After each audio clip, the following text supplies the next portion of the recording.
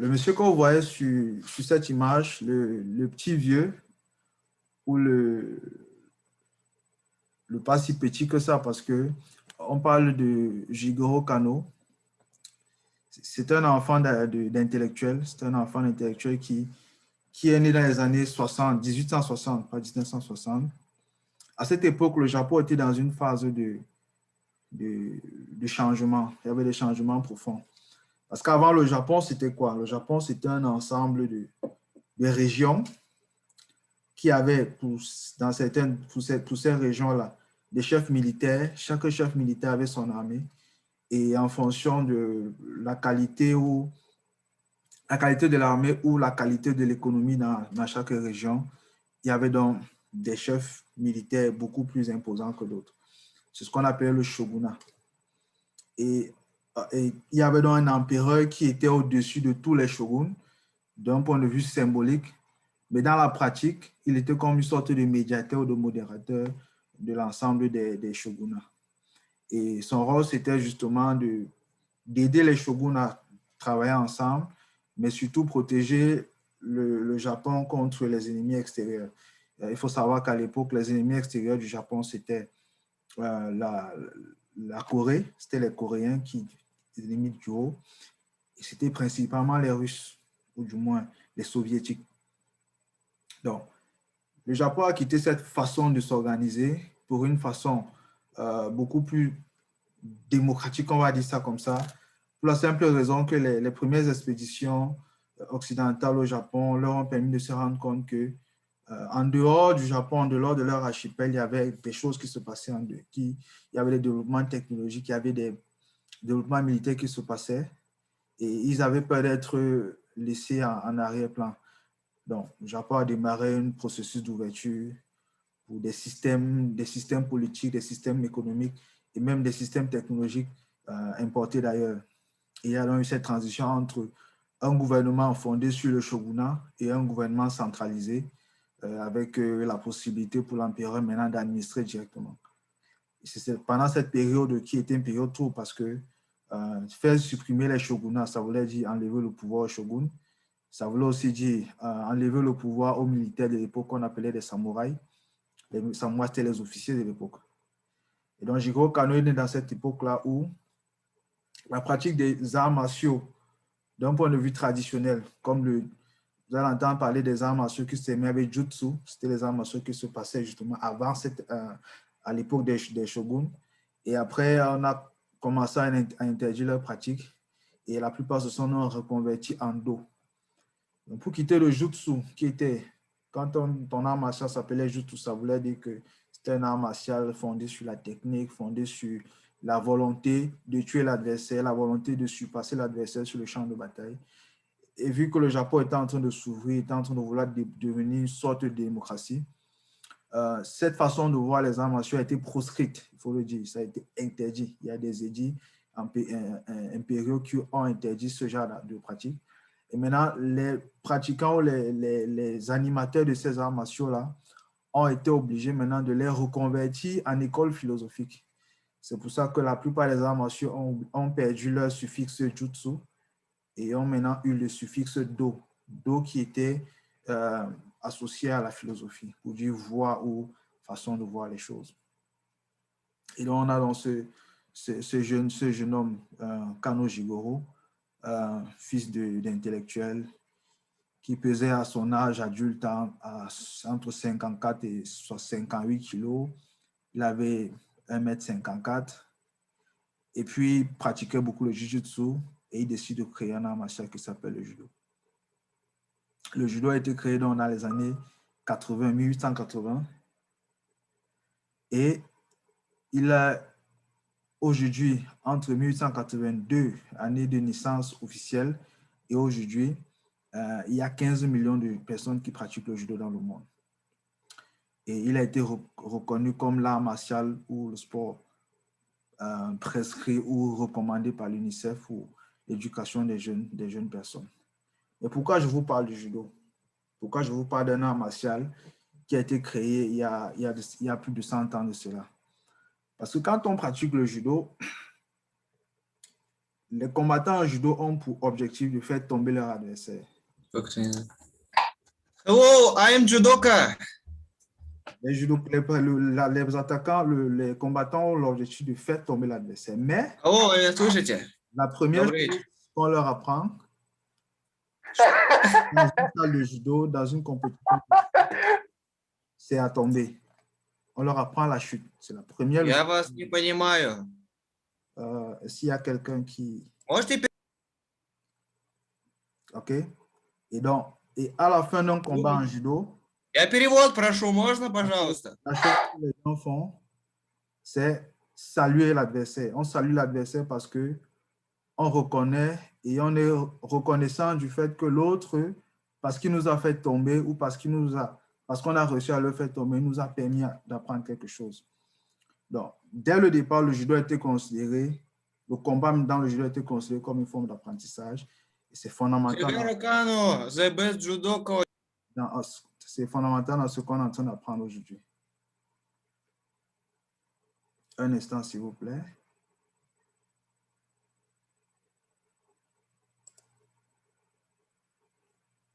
Assez.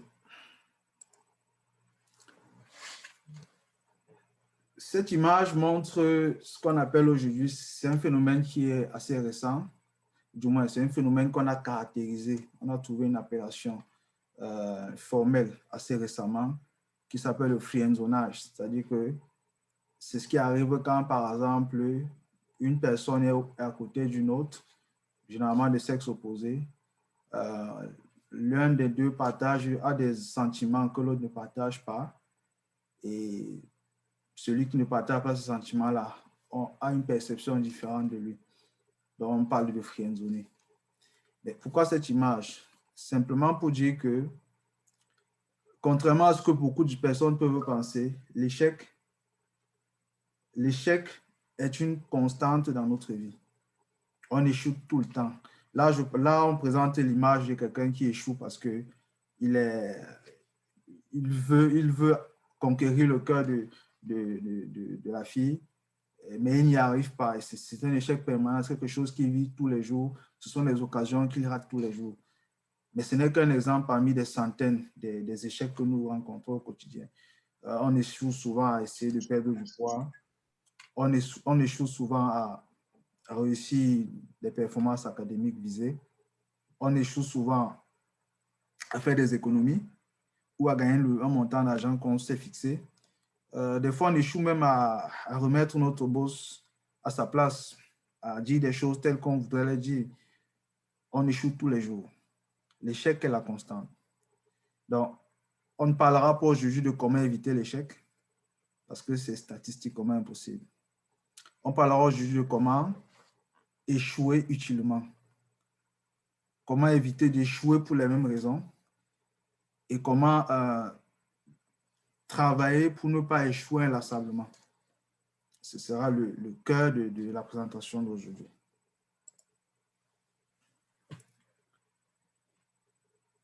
Je ne sais pas si vous connaissez ce monsieur. C'est un grand inventeur. Il a été nommé, il a eu le titre de Lord. On l'appelle maintenant Sir. Il s'appelle Dyson. Sir Dyson. L'une des inventions qu'il présente là, c'est l'invention pour laquelle il est le plus connu. Il en a beaucoup quand même, il en a pas mal. Il a été très connu pour son invention des aspirateurs à séparation cyclonique, sans sac et sans perte d'aspiration. Il a été celui qui a... Parce qu'avant, il faut savoir que qui disait aspirateur imaginait un gros sac, imaginait quelque chose qui, au bout de 3-4 ans, commençait à ne plus être très efficace. En dehors de ça, il a inventé un système de lave-linge plus efficace. Il a inventé une brouette qui ne s'enfonce pas dans la boue. Il a inventé un lanceur de bateau flottant. En fait, même pratiquement toute sa vie, il a été un inventeur. Il a, dès ses premières années, en tant que concepteur industriel, il a créé des systèmes pour la navigation, pour aider les bateaux quand on finit de fabriquer les bateaux, pour les aider à être mis à l'eau. Il a beaucoup inventé. Mais sur cette invention si particulièrement, il lui a fallu, parce qu'il a commencé à travailler dessus en 1979. Ça s'est passé vraiment de façon très amusante.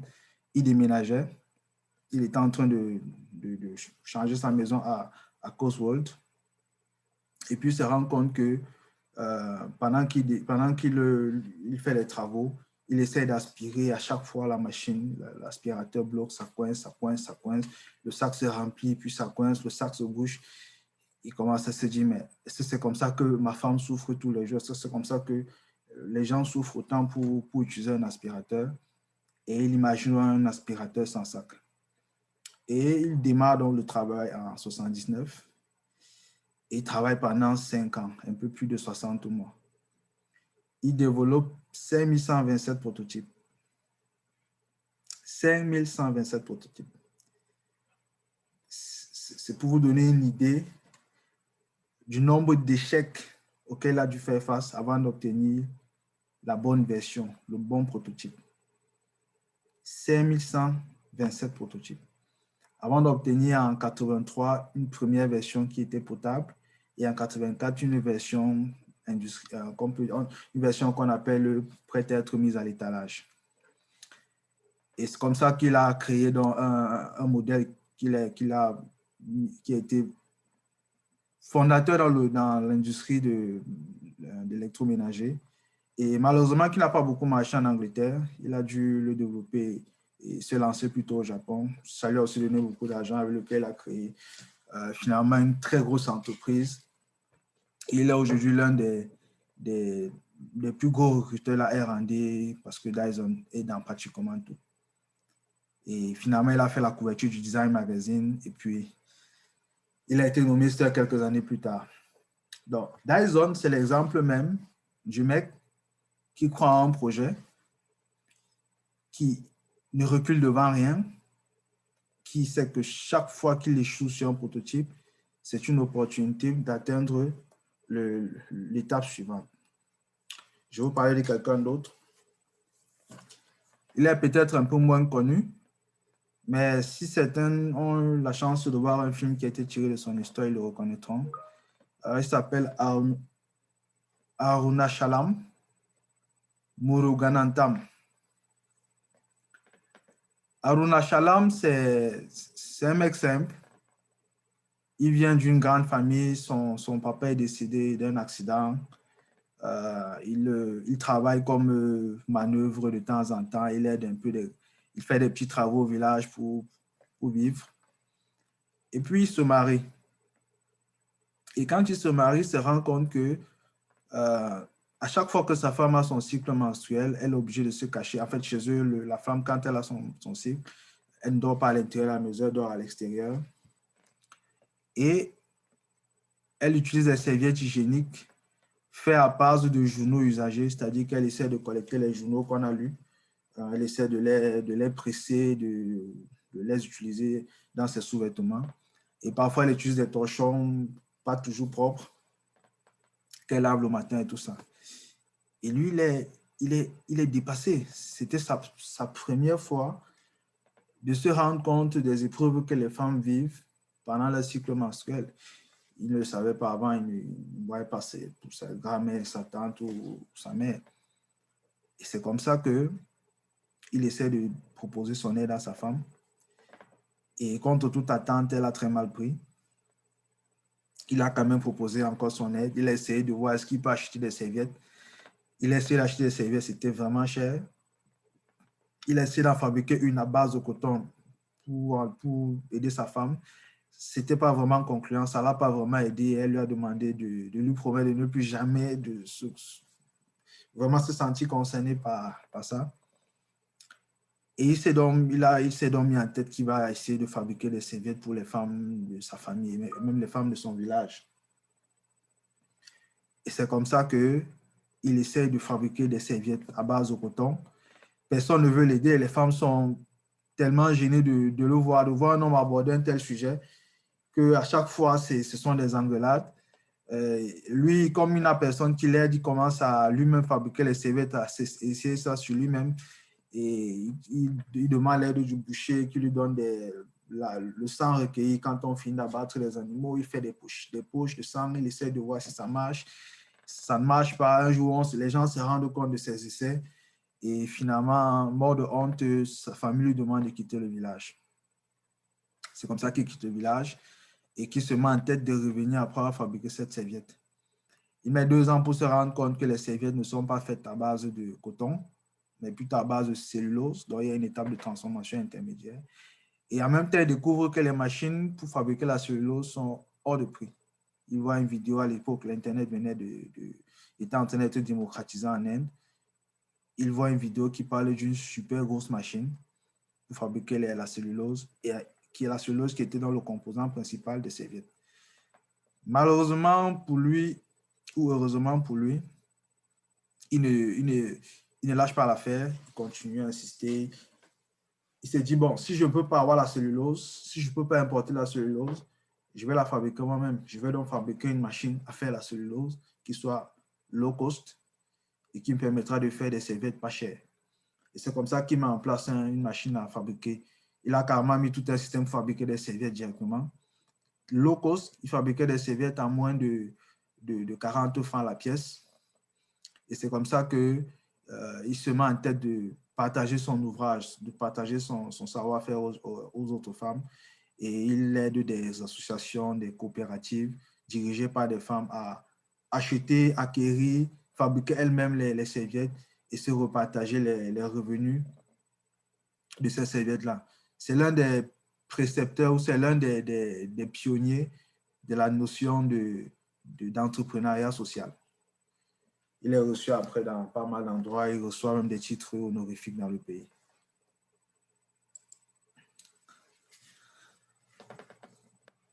Certains peut-être vont reconnaître cette forme iconique, cette pièce de technologie qui est assez récente dans notre paysage. Il s'agit là d'une fusée Falcon de l'entreprise SpaceX. C'est une entreprise qui a la cote aujourd'hui parce que depuis 1 an, elle est capable d'envoyer des astronautes américains hors de la Terre. Et c'est incroyable parce que depuis 9 ans, les États-Unis étaient obligés de payer des places sur des fusées Soyouz, des fusées russes, pour amener leurs astronautes dans leur station, l'ISS, qui est en orbite autour de la Terre. Et pour ceux qui ne sont pas très intéressés par l'astronomie et toutes les sciences autour, il faut savoir que depuis l'explosion de la fusée Ariane, il y a 9 ans, en 2002 par là, en 2002, les projets de transport des astronautes ont été tous gelés aux États-Unis. Et les seuls qui avaient la possibilité d'envoyer des astronautes avec des taux de réussite extrêmement élevés, on parle de 100% de taux de réussite pour les vols habités, c'était les Russes. Ça a été une humiliation totale pour les Américains d'être obligés d'apprendre le russe parce que c'est une exigence quand on travaille les Russes dans les systèmes. On ne travaille pas dans leur programme sans parler russe, d'être obligé d'apprendre le russe, d'être obligé de décoller à partir de leur station à Baïkonour et d'être obligé, donc, quand on parle de programme spatial, de dépendre des Russes. Ça a été une humiliation terrible que les Américains ont souffert, dont les Américains ont souffert pendant beaucoup d'années, presque une décennie.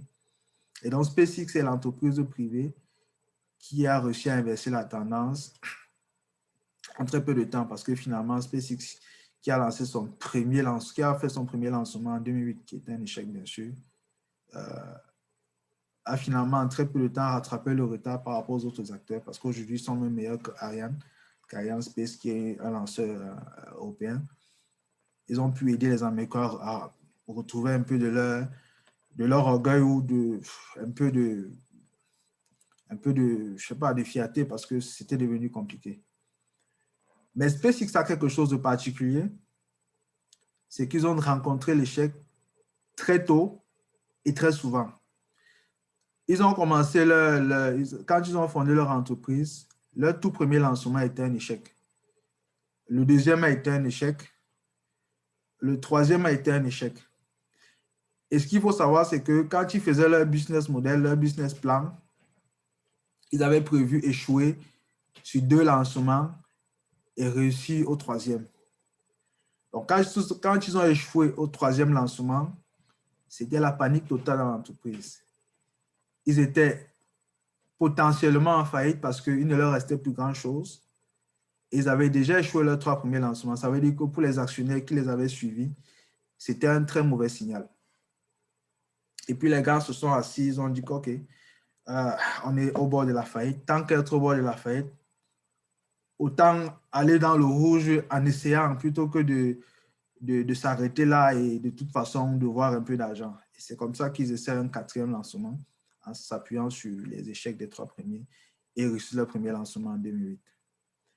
Mais ça ne s'arrête pas là parce qu'à chaque fois qu'ils essaient de grandir, ils échouent. Récemment, il y a de cela une semaine, ils ont encore échoué un test statique dans l'une de leurs bases. Ils échouent tout le temps. Ils échouent tellement qu'ils ont publié une vidéo récemment, c'est il y a 1 an, où il faut une compilation de tous leurs échecs concernant la fusée Falcon qui est présentée là. Ils montrent comment ils ont échoué, je crois, au moins 6 fois à fabriquer une fusée réutilisable.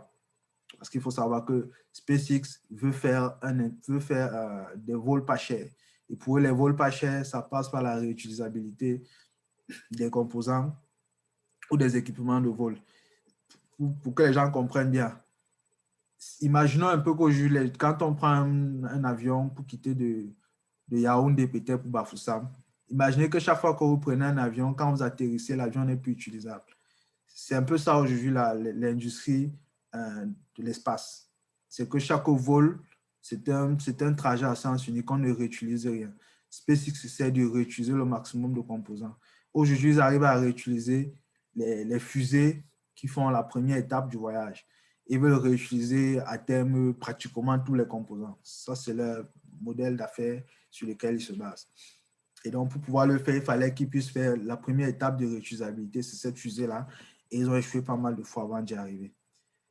Mais, à force d'échouer, SpaceX a finalement commencé à comprendre comment ça fonctionne et avoir un taux de succès au-dessus de la moyenne, à tel point qu'ils ont obtenu des certifications pour faire des vols habités. Ce que nous apprennent SpaceX, ce que nous apprennent l'entrepreneur social, ce que nous apprennent Sir Dyson, c'est que l'évolution se nourrit de l'échec. C'est l'évolution, ce sont les situations d'échec qui permettent de donner les ingrédients nécessaires et fondamentaux à l'évolution. Il n'y a pas d'évolution sans échec. Ça n'existe pas. Qui parle d'évolution, accepte l'échec, admet l'échec. Cette vidéo, sûrement, cette image, sûrement, beaucoup d'entre nous la connaissent. C'est le joueur ghanéen de football Asamoah Gyan en 2010, après qu'il ait raté son penalty. Pour ceux qui ne suivent pas le football ou qui ont commencé à suivre le football récemment, en 2010, pendant la Coupe du Monde de football FIFA en Afrique du Sud, l'Uruguay affronte le Ghana en quart de finale.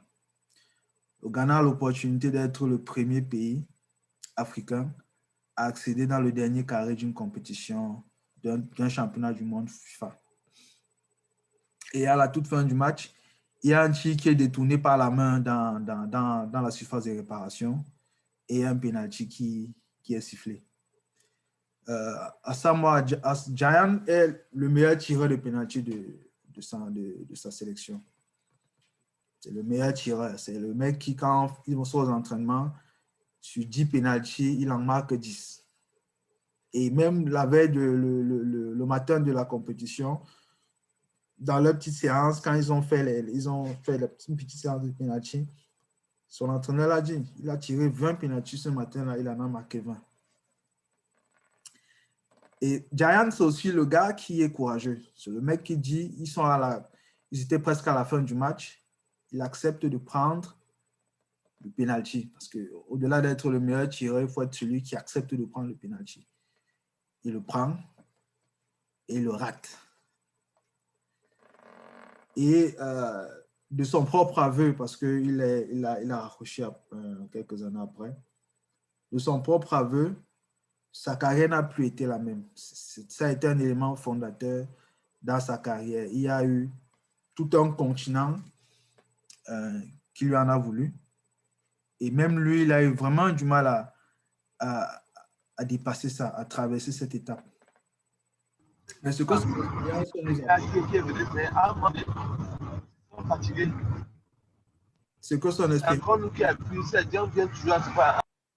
c'est que nous devons assumer notre responsabilité dans l'échec. C'est la première étape pour commencer à apprendre de nos échecs. C'est qu'il faut d'abord admettre que nous sommes responsables de nos échecs. Parce que quand on n'est pas responsable de son échec, on n'a rien à apprendre de l'échec puisque de toute façon, on n'a aucune influence dessus. Refuser sa responsabilité, c'est refuser sa capacité à influencer cet échec-là. Et l'échec sans responsabilité, c'est un échec, c'est un gaspillage. Donc, dans toutes les situations d'échec dans lesquelles nous nous trouvons, nous devons toujours être capables d'identifier quelle est notre part de responsabilité. Pour Giant Peter, ça aurait peut-être été de tirer trop tôt. Peut-être dans sa course d'élan, de ne pas prendre le temps de se recomposer pour tirer le penalty. Ça aurait été peut-être d'avoir été trop actif pour prendre le penalty, pour jouer au sauveur. Ça aurait été plein de choses possibles.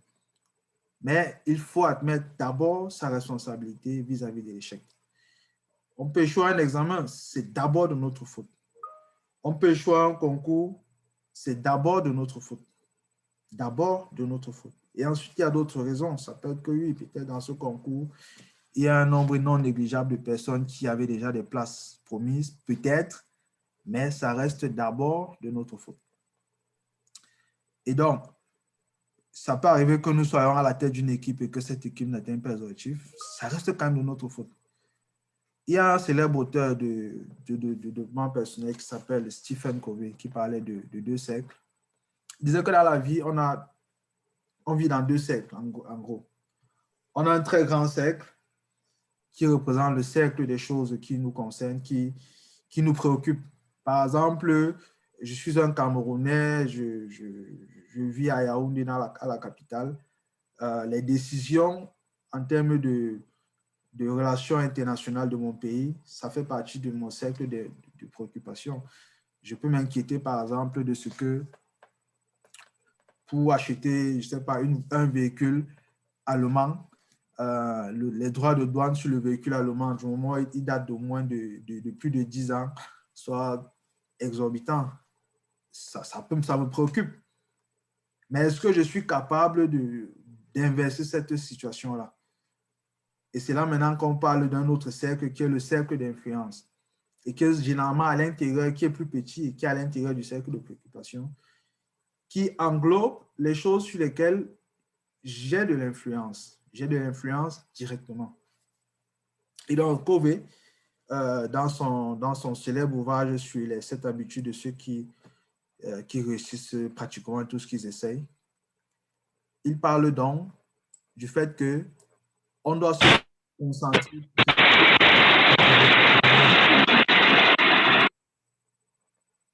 Vous pouvez poser des questions dans le chat et puis je vais y répondre. Vous pouvez écrire dans le chat et poser des questions.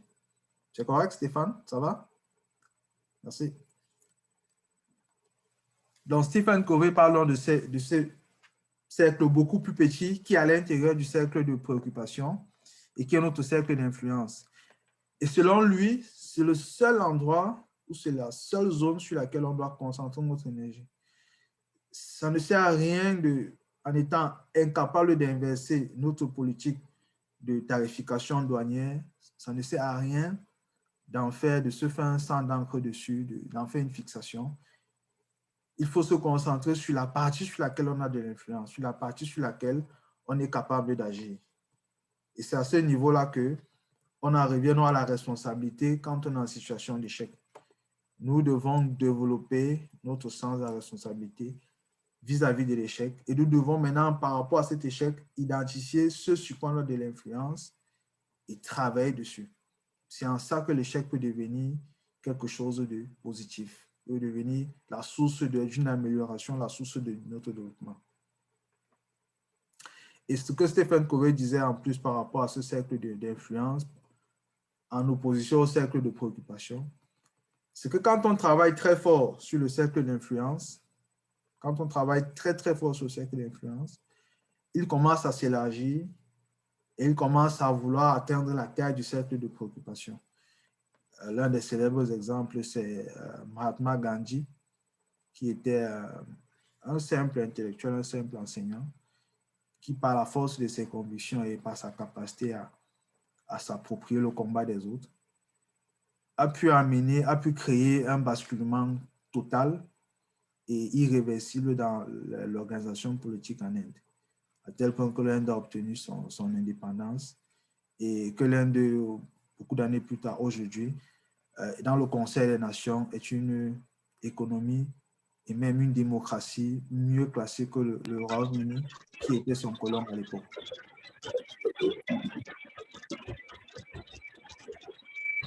Stéphane, tu peux poser ta question? Je t'écoute.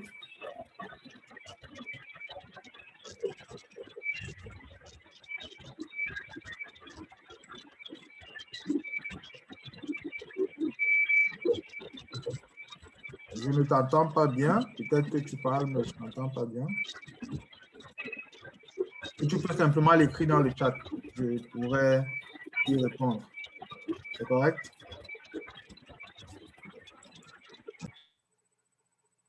Merci.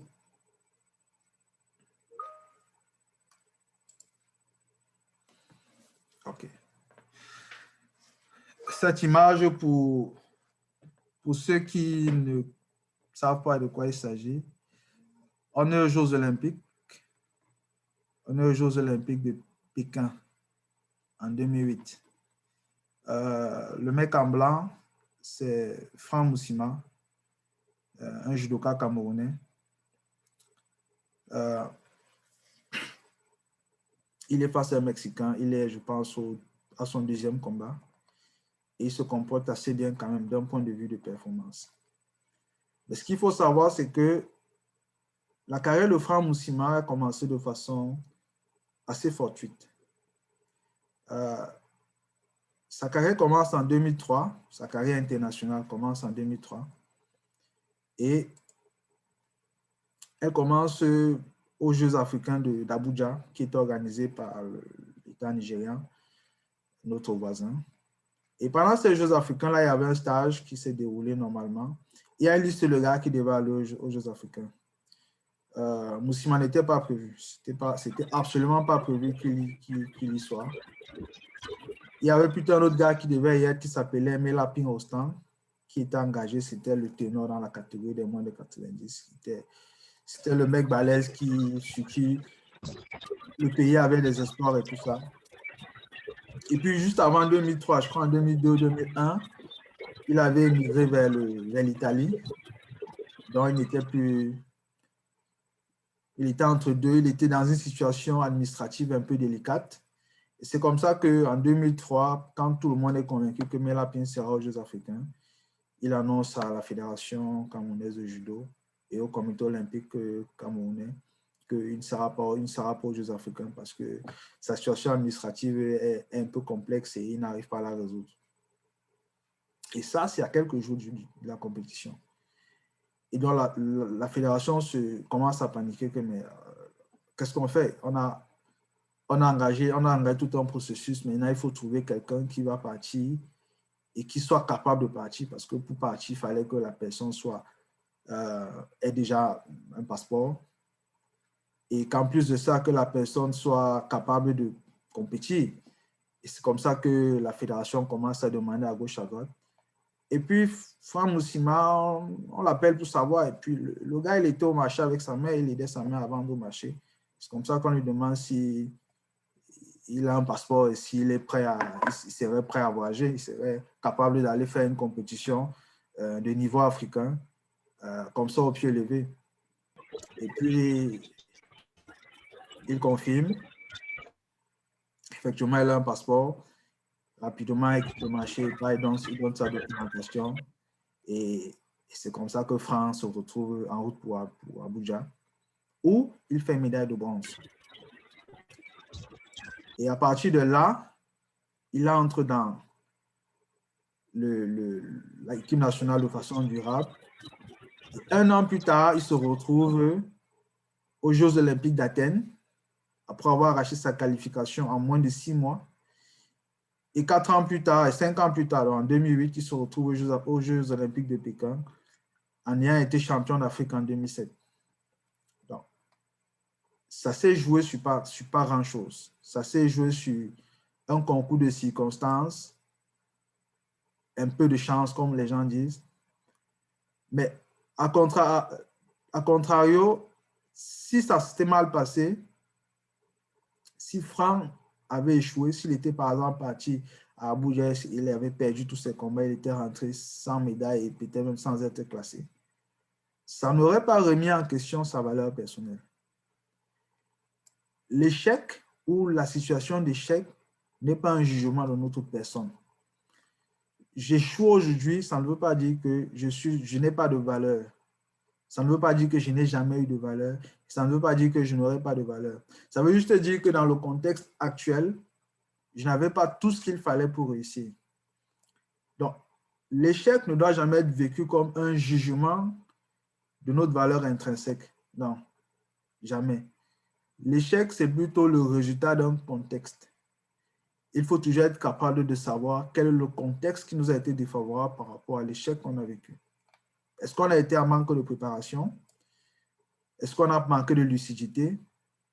Est-ce qu'il y a des moyens financiers qui nous ont fait défaut? Est-ce qu'on était dépendant de quelque chose sur lequel on avait peu de contrôle? Mais à la fin, il faut qu'on soit capable de savoir que oui, j'ai échoué. Oui, mais ça ne veut pas dire que je suis mauvais. Ça ne veut pas dire que je vais toujours échouer. Et ça ne veut pas dire que ce que j'ai fait avant ne compte pas ou que je ne peux rien espérer du futur. J'ai juste échoué maintenant. J'ai juste échoué dans ce contexte. Ce n'est que ce contexte qui n'est pas favorable. Mais il y en a d'autres dans lesquels ça peut être favorable. Il y a des gens qui vivent des situations d'échec à gauche et de succès à droite. On dit souvent que heureux en amour, malheureux au jeu. Et que, en général, quand ça se passe bien dans la vie sentimentale, on n'a pas beaucoup de chance dans d'autres domaines. Mais c'est un adage pour dire qu'on peut être en situation d'échec dans un axe de notre vie et connaître le succès dans un autre axe. Mais on ne doit pas, même en étant en situation de succès ailleurs, on doit toujours pouvoir détester l'échec. On doit détester l'échec. C'est fondamental de détester l'échec. Ne jamais tomber amoureux de l'échec. Ne jamais banaliser l'échec. Il faut détester l'échec. Là, je vous présente Andy Murray. C'est un joueur britannique, plus précisément écossais. Il est britannique. Il a commencé à jouer professionnel en 2005. Il n'a toujours pas rapproché, même comme aujourd'hui les voyants sont tels qu'on pense qu'il est plus proche de la retraite que d'autres choses. Andy Murray, c'est un mec talentueux. Au début de sa carrière, il était entraîné par sa mère. Et après, il a eu d'autres entraîneurs, bien sûr. Et il a cette particularité que il a gagné son premier grand chelem. Dans le tennis professionnel, il y a des grands tournois, comme l'équivalent des Coupes du Monde. Il y a des petits tournois entre guillemets. Et puis, il y a des grands tournois. Il y a 4 grands tournois. Il y en a un en France, un en Angleterre, un aux États-Unis et un en Australie. On appelle les grands chelems. Donc, en général, on mesure le succès ou l'aura d'un tennisman sur les victoires qu'il a eues dans ces grands tournois. Donc, Andy Murray, qui était premier, une météore dans l'univers tennistique, s'est retrouvé à faire 4 finales, attendre 7 ans entre le moment où il est devenu professionnel et le moment où il a gagné son premier grand chelem. Il a gagné en 2012. Et il a gagné en 2012 dans la foulée de sa victoire aux Jeux Olympiques. Donc, mais comment est-ce qu'il fait pour survivre à tous ces échecs intermédiaires? Là, on voit une image où il pleure après une finale perdue, une autre finale perdue, encore une finale perdue. Mais il arrivait à se mettre dans un état minable après chaque défaite Et ça l'aidait aussi à retrouver l'énergie qu'il fallait pour pouvoir affronter la prochaine victoire. Ça permettait d'alimenter l'envie finalement de remporter le prochain tournoi, le prochain test. Et il n'est pas seul. Roger Federer, par exemple, qui est un tennisman que beaucoup de personnes connaissent, ça lui a pris 5 ans pour gagner son premier titre de Grand Chelem.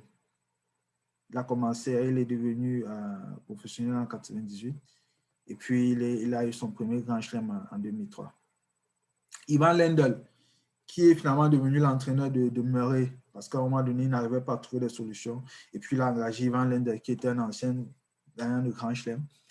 Ivan Lendl lui-même, ça lui a pris 6 ans, et ça lui a pris 5 finales avant de pouvoir gagner son premier Grand Chelem. Il y a un grand auteur, un économiste qui s'appelle Nassim Nicolas Taleb. Il a écrit un ouvrage qui s'appelle Le Signe Noir. C'est un excellent ouvrage, je vous le recommande. Il parle à l'intérieur d'un concept qui s'appelle l'antifragilité. Pour faire simple, il y a les situations où il y a 3 types de concepts. Il y a le concept de fragilité, le concept de résilience et le concept d'antifragilité. La fragilité, c'est quand un système s'effondre après un choc. Prenons l'exemple d'un verre. Je le lâche, il se brise, il s'est effondré. La résilience, c'est un système qui ne change pas malgré un choc. C'est comme si je prenais un verre en inox et puis je le lâchais, il ne se brise pas, il rebondit, il est intact. Mais ce genre de système a aussi ses limites. Et puis l'antifragilité, c'est un autre type de système qui, lui, quand il est soumis à un choc, se brise, mais se renforce parce qu'il se brise. On imaginerait un verre que quand je lâche, il se casse et puis il se ressoude et il est maintenant plus solide que la fois où je l'ai lâché. Donc, Nicolas Taleb parle de ce concept d'antifragilité, il le définit comme la propriété des systèmes qui se renforcent lorsqu'ils sont exposés à des facteurs de stress, de choc ou de volatilité. La volatilité, c'est quelque chose d'important pour les économistes. Et donc, l'antifragilité, c'est quelque chose qui permet de se développer et de prospérer dans le chaos, dans l'adversité, dans la difficulté et surtout dans l'échec. Donc, pour devenir antifragile, donc pour s'adapter, pour devenir plus solide après avoir subi un échec, il faut vivre intensément l'échec. Il faut être sensible à cet échec. Il faut souffrir de cet échec. Si on n'a pas cette souffrance-là, on n'aura pas cette empathie, on n'aura pas cette capacité-là à mobiliser l'énergie, l'attention, l'intensité qu'il faut pour apprendre de cet échec. Et donc, ça reste important pour nous de détester l'échec. Mais il faut détester cet échec. Ensuite, il faut l'accepter. Et après, il faut grandir. Il faut apprendre de lui.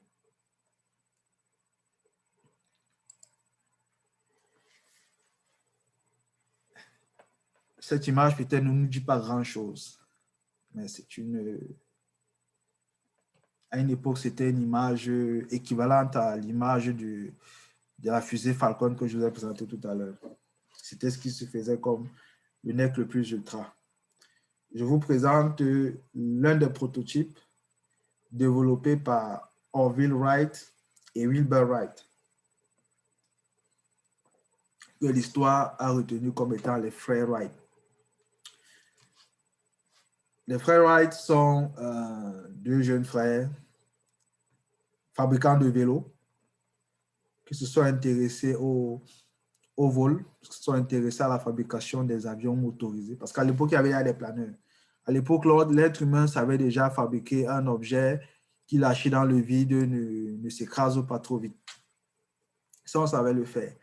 Et on savait déjà faire des planeurs motorisés qui pouvaient propulser l'avion ou le véhicule en ligne droite, mais sans pouvoir prendre des courbes. Donc, le challenge à cette époque, le challenge technologique à cette époque, c'était de prendre des courbes. On parle quand même le début des années 1900, fin des années 1800. Et donc, les frères Wright sont donc ceux qui... C'est deux gars de moment qui fabriquaient leur vélo, leur quartier, et qui ont eu pas un fantasme, mais une quasi-obsession pour les vols, pour les avions, et qui ont décidé de fabriquer le leur. ils ont fait un nombre incalculable de modèles, de prototypes. Et à chaque fois, ils s'amélioraient. Ils essayaient, ils échouaient, ils crachaient, ils se cassaient la gueule, ils se blessaient, ils se fracturaient, ils se soignaient. Et ils repartaient à la castagne à chaque fois. Ils repartaient à la castagne. À la fin, ce que ça a produit, c'est que les frères Wright ont été capables de mettre sur pied un prototype d'avion motorisé qui prenait les courbures. Mais ils ont été capables de le faire en battant les sociétés aéronautiques de l'État fédéral. Ils ont battu le gouvernement sur un projet de R&D. Et ils ont battu le gouvernement avec 100 fois moins ou 1000 fois moins de moyens, parce qu'à la limite, ils ont dépensé un peu de leur argent, beaucoup de leur argent, de leur capital, de leur épargne.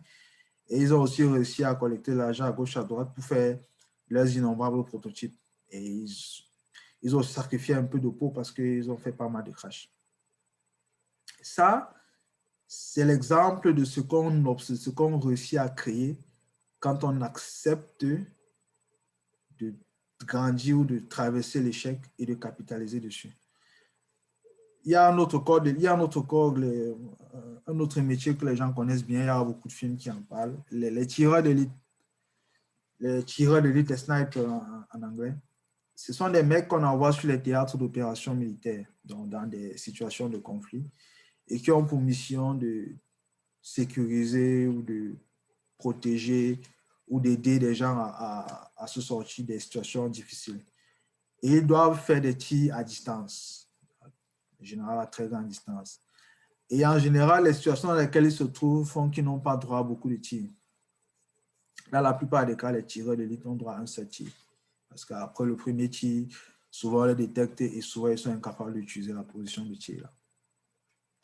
Eh bien, les tireurs d'élite dépensent des milliers de cartouches chaque année pour pouvoir s'entraîner afin de faire en sorte que sur le théâtre opérationnel, leur premier tir, leur seul tir potentiellement, soit le bon.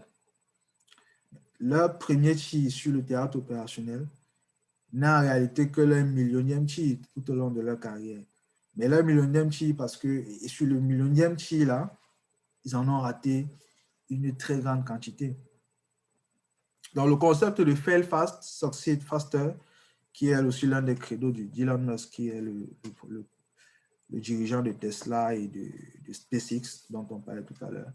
C'est un concept qui veut que il faut embrasser l'échec, il faut chercher à échouer le plus vite possible, parce qu'en échouant le plus vite possible, on développe des itérations, et il faut faire en sorte que chaque itération nous permet d'être meilleur.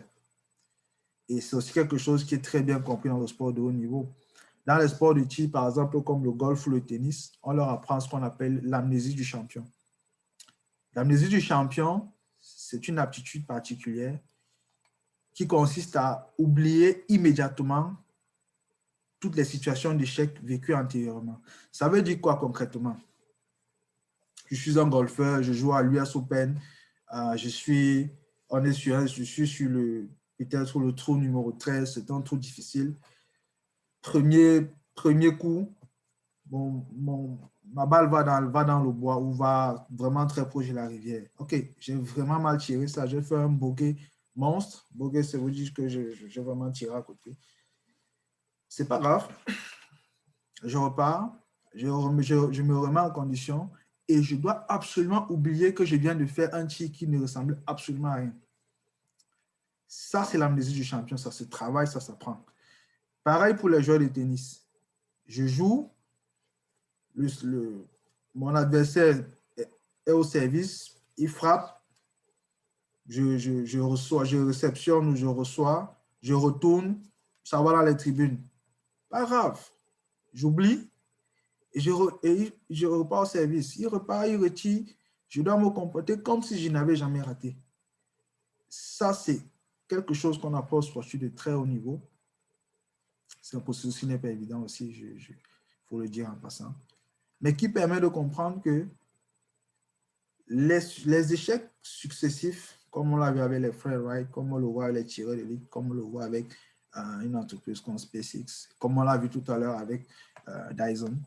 Les échecs successifs, rapides, sont des outils, sont des mécanismes qui permettent aussi de grandir très vite, qui permettent de rencontrer le succès plus vite. Donc, vous devez avoir pas soif de vous mettre en situation d'échec, mais soif de rencontrer des échecs différents qui montrent que vous êtes en train de progresser. Si vous échouez plusieurs fois au même endroit, un peu comme si quelqu'un, vous prenez un jeu vidéo et puis vous mourrez tout le temps à la même étape, quelque part, vous n'êtes pas en train de progresser. Mais si vous mourrez peut-être à la même étape, mais vous mourrez différemment, vous êtes en train de progresser. Ça veut dire que vous êtes en train d'éliminer toutes les options possibles et vous trouverez la bonne option. Ça, c'est l'une des choses que les frères White nous apprennent. Et puis, s'il y a une chose qui est pire que d'échouer, s'il y a une chose qui est vraiment pire que d'échouer, c'est de mal réussir. Le concept de mauvaise réussite, ça peut être un peu étranger pour vous. Mais quand on regarde ce monsieur qui transporte, c'est vrai que c'est du charbon, c'est a priori pas très lourd, mais il transporte pas moins de 300 à 350 kilos là sur sa charrette. Cet homme ne travaille pas moins que un autre monsieur qui est dans la même ville, qui gagne 50, 60 fois plus que lui par jour. C'est la même façon que dans nos compagnies, le manœuvre qui est souvent tout en bout. Prenons le technicien de surface, celui qui nous aide à rendre les locaux propres. Il touche souvent une fraction très petite de ce que les cadres supérieurs touchent dans cette entreprise. Et le cadre souvent aussi touche une autre fraction, peut-être moins petite, mais une autre fraction quand même, de ce que les cadres de direction touchent dans la même compagnie. Mais à la fin, toutes ces trois catégories de personnes n'ont pas de disparités n'ont pas de grandes disparités dans leur façon de travailler. Ça veut dire quoi? Le cadre de direction travaille peut-être 10 heures par jour, peut-être 8 heures par jour. Et le manœuvre ou le technicien de surface, il travaille sur la même période. Mais il y a une grosse disparité dans la façon pour eux, de leur façon de gagner leur vie, dans leurs revenus. Il y a une grosse disparité même dans les avantages qu'ils ont. Et cette grosse disparité-là nous fait comprendre que finalement, ce n'est pas le plus dangereux échouer. Le plus dangereux, c'est de mal réussir. Mal réussir, c'est quoi? Mal réussir, par exemple, pour notre technicien de surface ou pour notre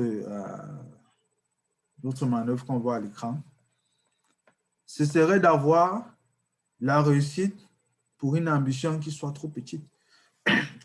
Grant Cardone, un autre excellent écrivain qui est aussi accessoirement un grand vendeur, il parlait dans un de ses bouquins qui s'appelle la loi des 10 fois plus, 10 time rule.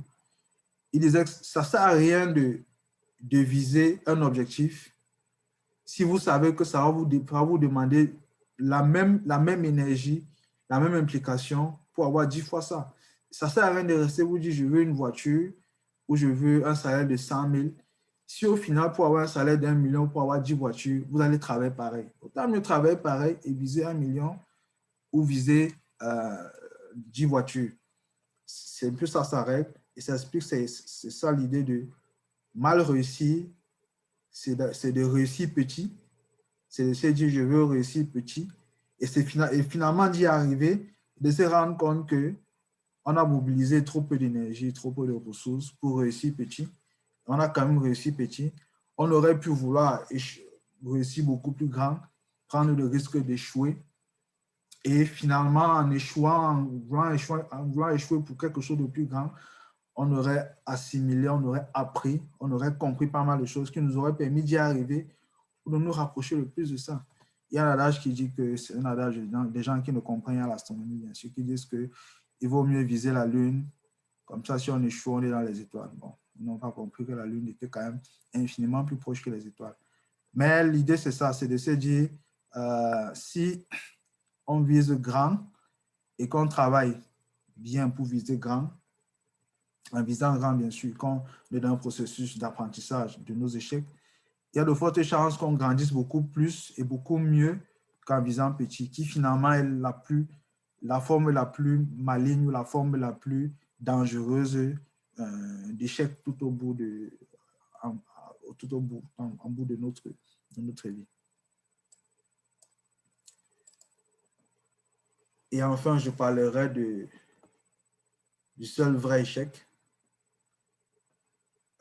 Le seul vrai échec, finalement, c'est de ne pas essayer. C'est la seule façon, quand on reste dans notre zone de confort, c'est la seule façon de ne pas réussir parce qu'on n'essaye même pas d'en sortir. Je vous remercie pour votre patience. Je vous remercie pour vos questions, pour vos belles questions. S'il y en a qui veulent prendre la parole, ils peuvent la prendre, ils peuvent se signaler pour que ça puisse être un peu ordonné. Et puis, cette présentation, on pourra la partager avec vous sur nos réseaux sociaux et peut-être dans vos courriels pour ceux qui nous l'ont fourni. Et j'espère que on aura appris aujourd'hui que finalement l'échec, c'est une composante fondamentale de ce dont on a besoin pour grandir. C'est l'échec qui est le matériau de toutes les personnes qui se sont réalisées à un très grand niveau. C'est l'échec qui est l'ingrédient magique de tous ceux qui ont réussi à réaliser des choses qu'ils voulaient réaliser. Merci.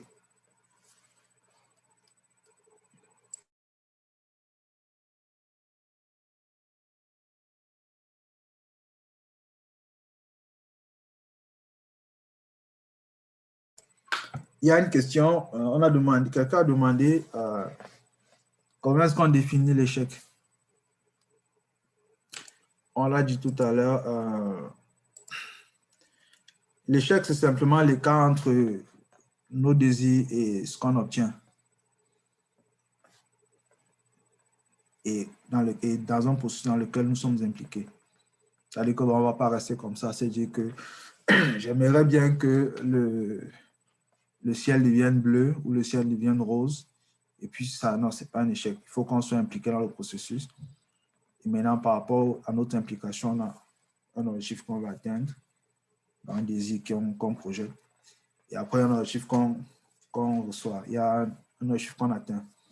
Et quand l'écart est négatif, c'est-à-dire que ce qu'on atteint est inférieur à ce qu'on voulait, on parle d'échec. C'est vraiment aussi simple que ça. Ça peut être la femme de nos rêves, ça peut être la maison de nos rêves, ça peut être la réussite à une évaluation, ça peut être perdre du poids, ça peut être vouloir lire au moins un livre par semaine, ça peut être participer à un webinaire de Nixé, ça peut être plein de choses. Et à chaque fois, c'est une occasion pour nous de devenir une meilleure personne, une personne plus résiliente, une personne plus antifragile.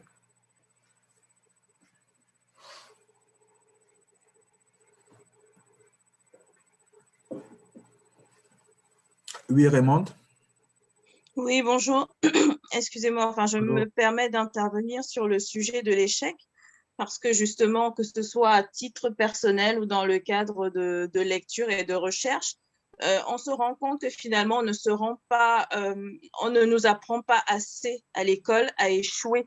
Parce qu'effectivement, c'est un moteur qui permet à la fois personnellement, hein, je pense, ça permet de se remettre en question, de remettre en question ce qu'on sait et ce qu'on croit savoir.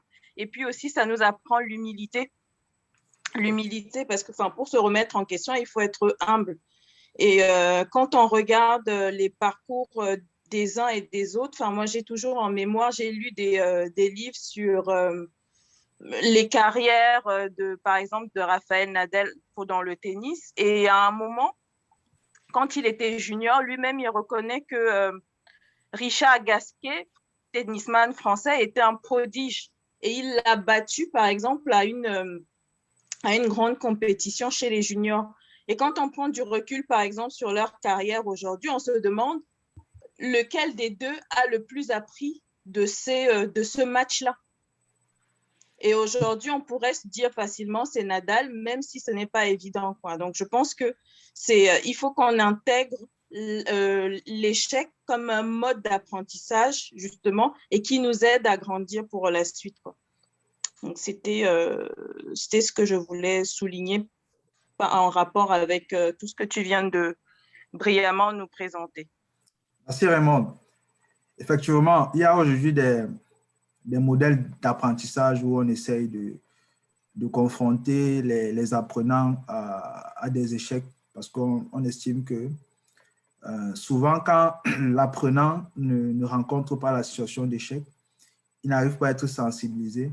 C'est un peu comme un enfant qui n'a pas peur du feu parce qu'il n'est même pas conscient du fait que le feu est dangereux pour lui. Pour donner un exemple simple, hein, pour ceux qui ont un peu étudié au Cameroun, on a remarqué quelque chose à l'université. On a remarqué par exemple que les élèves qui sortent, les enfants qui sortent des collèges qui sont extrêmement bien encadrés, par exemple Fustel, par exemple le collège Forte et d'autres qui sont pareils, on s'est rendu compte que ces enfants-là ont vraiment du mal à s'exprimer dans les universités publiques. Et la raison est simple.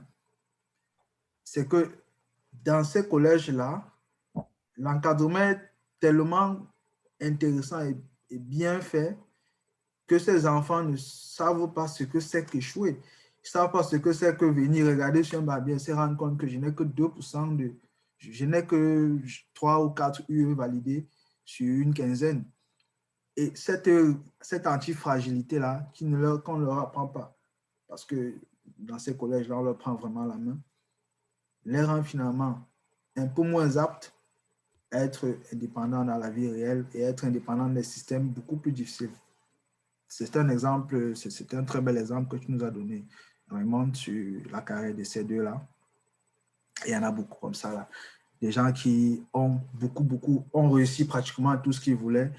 Et puis finalement, quand ça comptait, ils ont échoué, ils se sont effondrés. Il y a une question.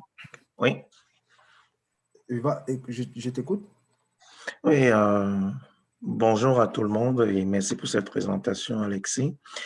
Mais j'ai une question qui va un peu au-delà de juste la présentation parce que c'est ma première fois d'assister. Et j'aimerais savoir c'est quoi l'enjeu de Nix, c'est quoi le but, qu'est-ce qu'on vise, parce que je suis entré directement, c'était déjà la présentation.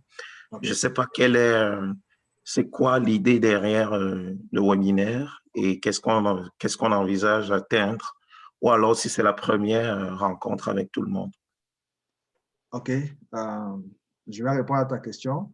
Okay. Est-ce que tu me donnes l'autorisation de répondre à une question qui a été posée un peu avant la tienne? Oui. Ouais.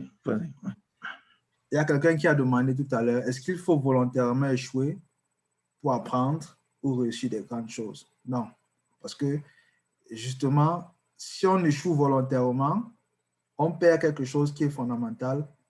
C'est cette empathie-là, c'est cette crise émotionnelle-là. On la perd.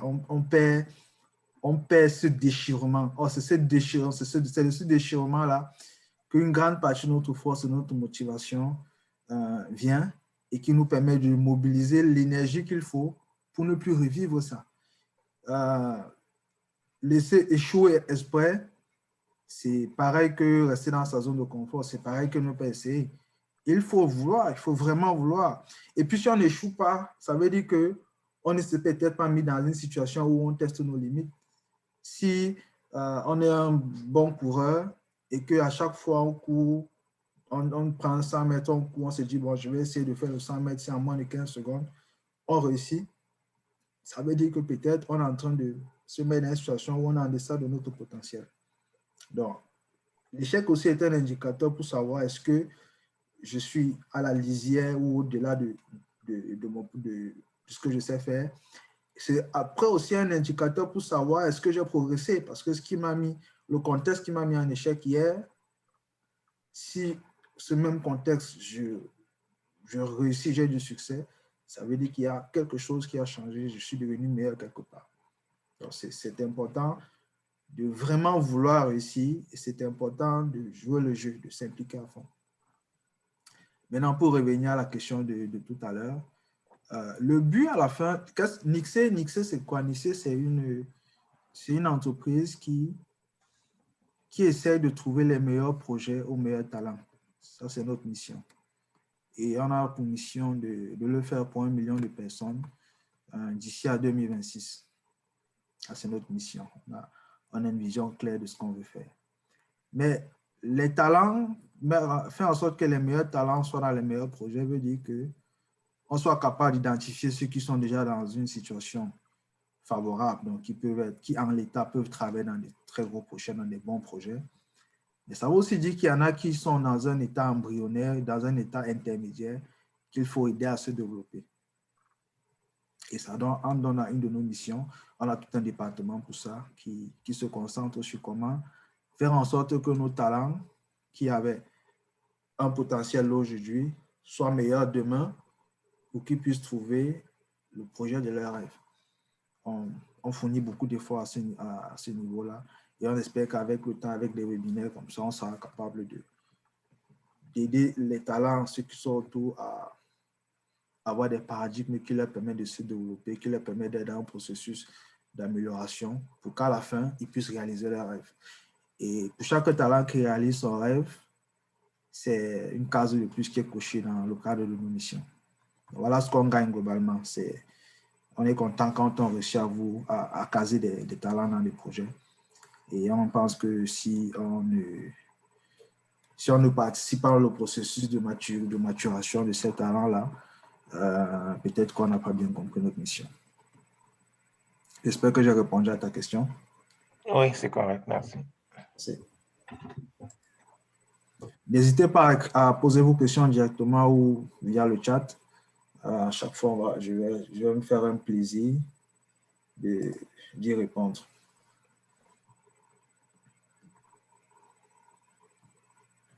Même des suggestions. Hein.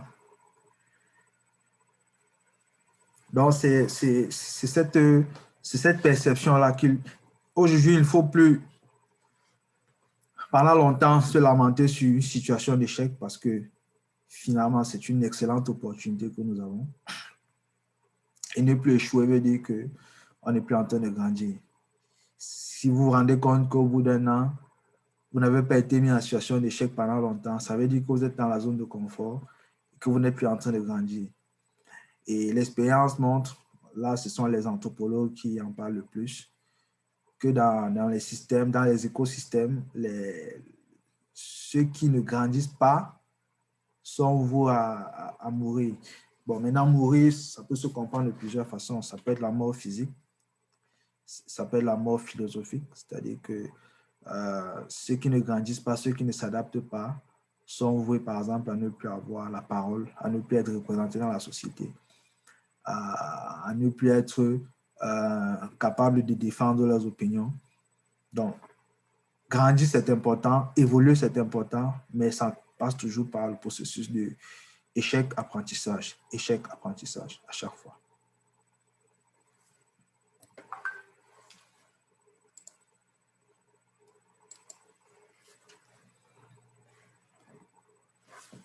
OK. Est-ce qu'il y a d'autres questions? Bien sûr, vous pouvez nous écrire à tout moment sur nos réseaux sociaux, on est sur Twitter, sur LinkedIn, sur Facebook, même via le WhatsApp, pour ceux qui ont été contactés par WhatsApp. Vous pouvez aussi nous écrire par courriel. Les associés vont vous partager le courriel en question. Donc, sentez-vous libre de partager à tout moment sur ce qui vous intéresse. Là, on est dans le cadre du webinaire, on n'est pas dans une logique de recrutement de talent, mais c'est aussi ce qu'on fait. Ça fait partie de nos missions les plus importantes. Oui, Chakunte.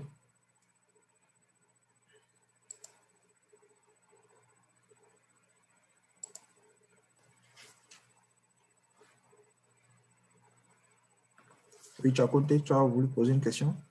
Oui, allô? Bon, Alors, bonjour. bonjour, merci beaucoup. C'était très intéressant. Je vous remercie vraiment pour nous encadrer. Mais j'avais une petite préoccupation. C'est vrai que je suis un peu sceptique par rapport à l'échec parce qu'il y a un aspect que moi, il y a aussi les échecs qui détruisent. Parce que comment donc? Parce que c'est vrai, l'échec intègre le processus d'apprentissage, c'est un truc qu'on doit considérer, mais il ne faut pas d'abord oublier qu'il y a le niveau d'échec qu'on ne doit pas atteindre. Il y a le niveau d'échec qui nous détruisent. Comment donc, lorsqu'on mature un projet, essayer d'échouer sans toutefois atteindre la ligne rouge? Donc, c'est un peu ça qui me préoccupe. Je vais peut-être faire un projet, je dois réussir. Je planifie, je sais que je peux échouer 1 ou 2 ans avant que ça ne démarre réellement. Mais s'il y a un niveau d'échec que j'ai atteint, ça va m'auto-détruire. Donc, je ne pourrai non plus avoir les moyens aussi pour poursuivre le projet. C'est un peu cet aspect que je vais essayer que vous essayez de développer un peu pour nous aider. Parce que c'est cet aspect particulièrement qui, moi, peut-être parfois, me fait peur, me fait rester dans la zone de confort. Okay. Merci beaucoup pour la question. Effectivement, il y a des situations d'échec qui peuvent être définitives. C'est vrai que parmi les choses définitives, la première à laquelle je pense, c'est la mort qui est vraiment définitive. C'est en ça qu'elle est particulière. Mais si on n'est pas dans une situation de mort, qui est le processus définitif par excellence, la perception qu'on a de l'échec, elle dépend en grande partie de nous. Tout à l'heure, on a parlé par exemple de SpaceX. Le fondateur de SpaceX, Elon Musk, a mis, je crois, 60% de son argent personnel dans l'entreprise. Pour rappel, Elon Musk est l'un des fondateurs de PayPal. C'est une plateforme de paiement en ligne qui est utilisée par pas mal de personnes aujourd'hui. Et il a vendu PayPal et il a vendu la plupart de ses actions dans PayPal. Je crois qu'il ne les a pas toutes vendues quand même. Et il a empoché 180 millions. Avec les 180 millions, il a créé 3 entreprises, SpaceX, Tesla et Hyperloop. Et donc, il a investi tout son argent. Et il lance dans SpaceX et avec tout son argent, il réussit à convaincre d'autres personnes parce qu'avant ça, Elon Musk était quand même un des membres très actifs de la Smart Society. C'est un regroupement, une sorte de club des gars qui aiment beaucoup Mars.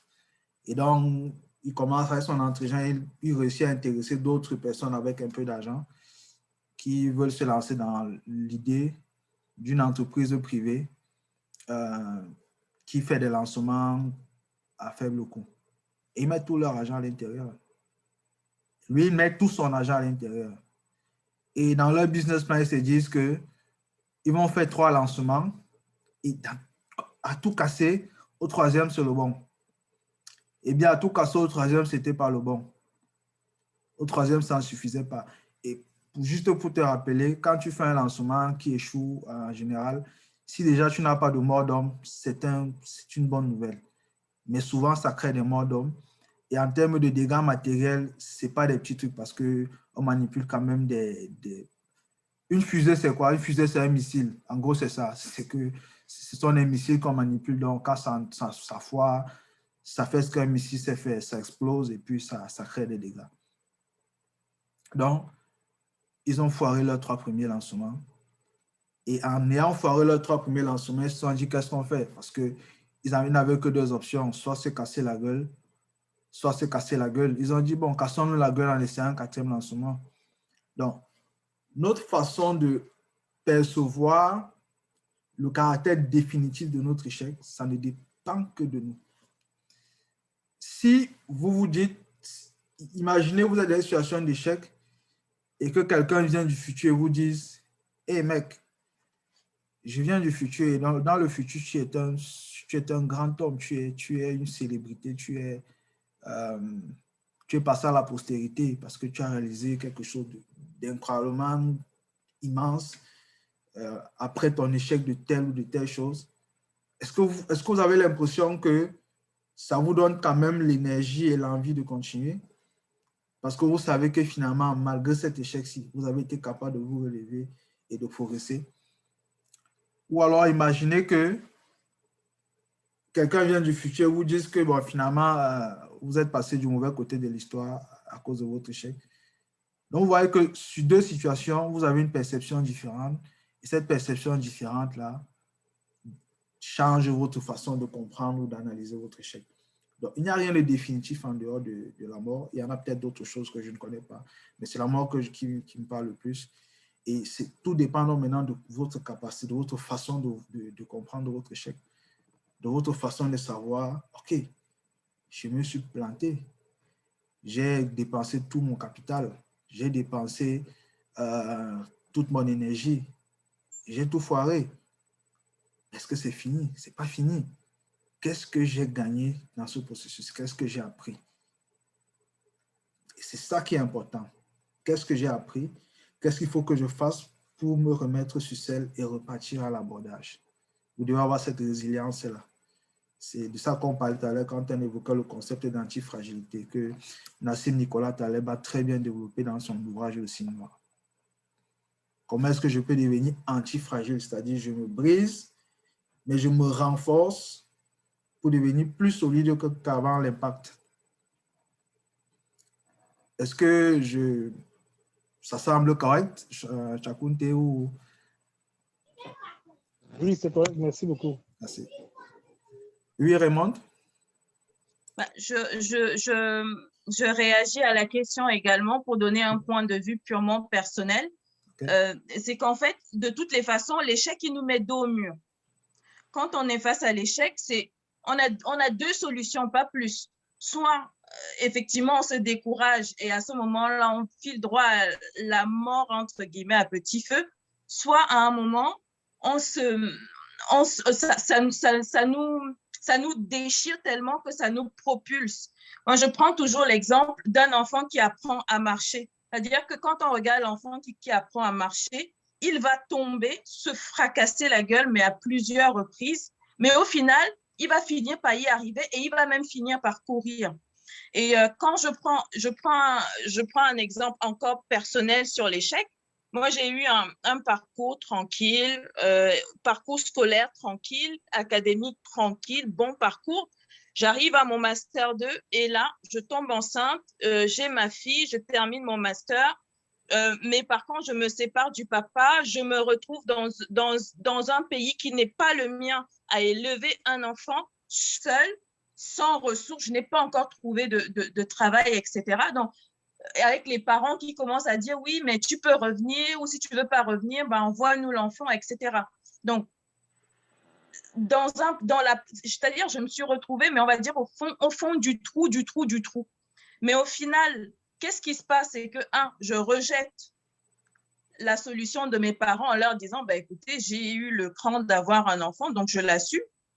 Et de deux, on va chercher les solutions ensemble, elle et moi. Donc, en fait, je passe les détails, mais au final, je me suis retrouvée, le premier job que j'ai trouvé me permettait juste de survivre, juste d'avoir une expérience pour rentrer dans le monde du travail, mais il était largement sous-valorisé par rapport à ce que j'avais appris et ce que je valais vraiment. Et quand je regarde aujourd'hui, ma petite, elle a 9 ans, je regarde le gap, tout ce que j'ai traversé, et je me dis, au final, non seulement je suis contente d'avoir eu ce moment, cet échec-là, parce qu'il m'a beaucoup appris à la fois sur moi et sur les personnes qui m'entourent et l'environnement qui m'entoure. Je suis en plus fière de moi et ça me motive, ça me stimule pour la suite. Et encore, je me dis, heureusement que c'est arrivé à ce moment-là, parce que si c'était arrivé plus tard, j'aurais peut-être eu d'autres conséquences qui m'auraient détruit. Donc, je pense qu'il faut vraiment regarder l'échec. Certes, il y a des échecs, on se dit, ouais, voilà, c'est insurmontable, mais une fois qu'on s'est dit c'est insurmontable, qu'est-ce qu'on fait? C'est là, en fait. Là, on se découvre, là, on ne peut plus se cacher, là, il faut évoluer. C'est là où on doit apprendre. On doit apprendre, on doit se relever. Je parle souvent dans d'autres dans d'autres échanges que j'ai avec des gens, j'explique souvent aux gens pourquoi les entrepreneurs, là on parle d'entrepreneuriat par exemple, j'explique pourquoi les entrepreneurs qui n'ont pas de boulot, qui n'ont pas un second job, ont souvent plus de réussite que ceux qui ont un second job. Parce que quand vous êtes obligé de courir avec le précipice derrière vous, l'énergie que vous déployez pour avancer, la façon dont vous capitalisez sur chaque expérience est infiniment plus développée ou infiniment plus intense que celui qui sait qu'il a une option de sortie, celui qui sait qu'il a un plan B ou un bouée de secours qui peut activer à tout moment. Donc, cette façon d'imaginer que je n'ai finalement pas de plan B peut être salvateur même dans certaines situations de notre vie. Donc, il faut plutôt avoir peur de vous retrouver dans une situation où vous n'avez rien à craindre, vous n'avez aucun échec à craindre. Ça veut dire qu'on n'avez aucun outil qui va vous permettre de vous développer, d'apprendre, d'évoluer.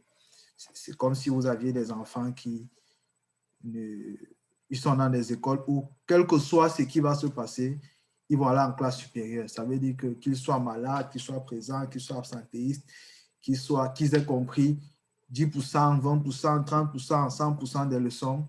À la fin, vous savez qu'ils seront en classe supérieure. Et comme ça, vous savez qu'au bout de 6 ans, ils seront arrivés au lycée, même s'ils n'ont compris que 10% de tout ce qu'on a appris pendant le cursus académique. Et ça veut dire qu'on a retiré, ce n'est pas une critique par rapport à certains systèmes éducatifs, hein. Je veux bien être précis par rapport à ça. Mais ça veut dire qu'on a retiré la capacité à faire en sorte que les enfants se nourrissent de leurs échecs, que les enfants s'en servent comme d'un catalyseur. J'ai fait une remarque, je suis diplômé de Polytechnique, j'ai fait une remarque sur les 10 dernières générations d'ingénieurs polytechniciens. C'est que ceux qui connaissent l'échec pendant la formation, en général, ont des meilleures carrières. Je ne sais pas pourquoi, mais la plupart des étudiants de Polytechnique de Yaoundé, il y en a quand même déjà plusieurs, qui ont échoué entre la première et la 5e année, la plupart ont des meilleures carrières que leurs camarades. La plupart sont, je dirais tous, par rapport à l'étude que j'ai faite, tous ceux qui ont échoué pendant leurs études à Polytechnique sont toujours dans la cohorte, c'est-à-dire qu'ils sont toujours dans les groupes de tête pour leur promo qui ont les meilleures carrières. Je ne sais pas pourquoi, je ne vous dirai pas quelle est la relation de cause à effet, mais c'est un constat que j'ai fait. Qu'est-ce qui se passe? Est-ce que cet échec en classe leur donne une nouvelle énergie? Est-ce que ça leur permet de relativiser? Est-ce que ça leur permet d'acquérir une maturité qui n'est pas peut-être accessible pour leurs camarades? Est-ce que ça leur donne la possibilité de mieux se préparer? Je ne pourrais pas donner des réponses toutes faites. J'en serais incapable. Mais c'est le constat que j'ai fait, c'est que finalement, ceux-là, quand on sort de l'école, ce sont eux qui s'en sortent le mieux. Merci Raymond pour ton partage. Merci beaucoup parce que ça nous permet d'avoir du concret par rapport à ce qu'on comprend de l'échec. La parole est à qui veut la prendre pour poser des questions, pour faire des suggestions, pour faire des commentaires.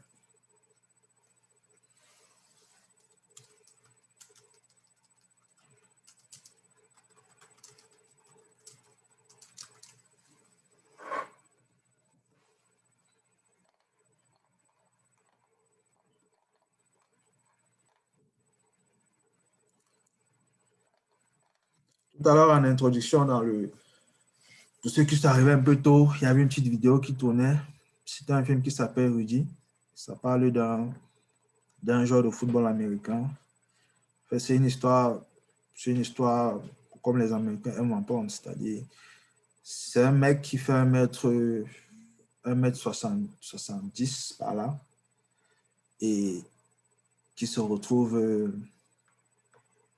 dans un club qui veut jouer dans la meilleure équipe de football américain du pays. Mais pour y arriver, il faut remplir 2 conditions. La première, c'est qu'il faut être étudiant d'une université prestigieuse qui est associée à l'école. Et la deuxième, c'est qu'il faut être sélectionné par le coach. Lui, il avait décroché de l'école depuis longtemps. Il était travailleur dans une chaudronnerie. Et puis, tout le monde autour de lui disait que c'était impossible. C'était impossible que non seulement il puisse remplir la première condition, mais qu'en plus, tu as 1m70. Tu ne vas pas aller challenger des gars qui ont 1m90, 1m95, qui ont 110 kg, 120 kg, alors que toi, tu es tout chétif. Et puis, le mec, un jour, il en a eu marre et puis il a pris ses bagages, il est parti. Il allait demander à s'inscrire à l'université. On a refusé. Il allait voir des prêtres qui étaient... c'était une université catholique. Il allait voir les prêtres. Il a essayé de supplier. On l'a mis en classe préparatoire. Il a travaillé comme un malade. Il n'était déjà pas bon à l'époque où il a décroché. Il a juste se mettre triplement au travail. Il n'avait pas d'endroit où dormir. Donc, il dormait dans les salles de classe. Et puis, il a réussi à valider la classe préparatoire. Il a accédé à la première année là-bas. Il a commencé à étudier dans l'université. Et il a maintenant demandé à intégrer le club. On a refusé parce qu'il avait vraiment foi en lui. Il a continué à tourner autour. Il a demandé il a été embauché comme manœuvre. Donc, il était clair dans le club. Donc, il nettoyait les vestiaires. Il faisait des trucs. Il causait avec les gars. Et il guettait les entraînements. Il a fait ça 1-2 ans. Pendant ce temps, il progressait à l'école. Et puis, un jour, on lui a permis de s'entraîner avec les gars. Il mettait une telle intensité dans ses entraînements, une telle volonté qu'il a forcé la décision. Au bout de sa 4e année, après 2 ans d'entraînement ininterrompu, et après avoir voulu même arrêter parce qu'il se demandait s'il a pris la bonne décision, il a même voulu arrêter. Et puis, l'un de ses collègues qu'il avait recruté dans l'équipe des nettoyeurs du club, qui était aussi un ancien joueur à une autre époque, lui a dit, mais tu ne te rends pas compte de ce que tu es en train de faire. Tu me parles d'échec, mais tu es en train de réussir à avoir un diplôme universitaire. Tu es en 4e année. Est-ce que tu te rends compte que tu es en train d'avoir un diplôme universitaire dans la meilleure école du pays? Et pour toi, tu es en situation d'échec. Tu n'as pas arrêté de t'entraîner. Et puis, c'est comme ça que le mec lui raconte que, oui, avant moi aussi, j'étais joueur dans cette équipe et j'ai échoué. Et j'ai pensé que j'ai échoué. Je n'étais pas sélectionné parce que j'étais noir, parce que machin. Mais je dois t'avouer qu'avec le temps, je me suis rendu compte que je ne m'étais pas donné tous les moyens. Et je n'aimerais pas que tu aies cette sensation quand tu seras vieux comme moi. Et c'est comme ça que Rudy va, il essaye, il continue à s'entraîner. Et on ne le sélectionne toujours pas. Il demande au coach qui était là je m'entraîne, j'aimerais que tu me sélectionnes, j'aimerais inviter mes parents pour venir me voir jouer. Je leur dis que je suis dans l'équipe depuis, mais ils ne m'ont jamais vu jouer. Et le coach lui promet. Sauf que 2 semaines après, le coach est viré et c'est un autre qui est nommé et l'autre ne veut même pas entendre parler de ça. Mais parce que Rudy était intense, il était consistant, il s'entraînait comme un malade, il a obtenu le respect du vestiaire et pour le dernier match, parce que l'équipe était menée déjà, ils étaient quasi sûrs de gagner le championnat. Ils ont exigé que Rudy doit jouer. Ils ont dit à l'entraîneur que si Rudy ne jouait pas, aucun d'eux n'allait jouer, allait boycotter le match. Si Rudy n'était pas dans la feuille de match, et l'entraîneur l'a mis dans la feuille de match à contre-cœur. Et quand ils ont joué le match, quand ils ont sécurisé les points qu'il fallait pour être sûr de gagner le match, ou du moins pour être sûr de gagner le championnat, ils ont forcé l'entraîneur à faire entrer Rudy. Et ça a été l'un des moments les plus extraordinaires du football des années 30. Ça, c'est la vidéo qui passe tout à l'heure, qui parle de Rudy, qui parle d'un mec qui a passé son temps à échouer quand même et qui s'est accroché comme un malade et qui a réalisé son rêve et qui a rendu fier son petit frère, son père, qui a rendu les gens fous. Et au stade, les gars voyaient ses coéquipiers scander son nom, le porter. Ils ne comprenaient rien que, mais qui est ce gars dont les gars parlent, dont les gars sont fiers, mais qu'on n'a jamais vu jouer, qui est entré pour les 10 dernières minutes, qui a fait un plaquage. Qui est ce gars? Et à la fin, on a même tourné un film sur son histoire. Donc voilà un peu une ode à comment est-ce qu'on vit nos échecs, à comment est-ce qu'on grandit grâce à eux et à comment est-ce qu'on s'améliore. Ne les rejetons pas. Ce sont des indicateurs qu'on est en train de grandir. Ce sont des outils, ce sont des matériaux de croissance et c'est à nous de bien nous en servir. Je vous remercie pour votre présence. je vous remercie pour avoir été là pendant ces quelques minutes. Avec vous, le temps ne passe pas beaucoup, mais nous sommes déjà arrivés au terme du temps qu'on avait prévu pour notre présentation. Comme je disais tout à l'heure, vous pouvez nous écrire à tout moment sur les réseaux sociaux, sur WhatsApp, par courriel. Nous serons toujours disponibles pour discuter avec vous. Ça fait partie de nos missions d'aider nos talents à se développer. Donc, chaque fois qu'on a une opportunité de le faire, on n'hésitera pas. Ça veut dire que même les entretiens avant tout, ou des entretiens ou des formations, ce sont des choses qu'on fera toujours et on s'arrangera à ce que ce soit gracieux. Donc, je vous remercie encore. Je vous souhaite un excellent samedi et une excellente fin de week-end. Merci. Bye.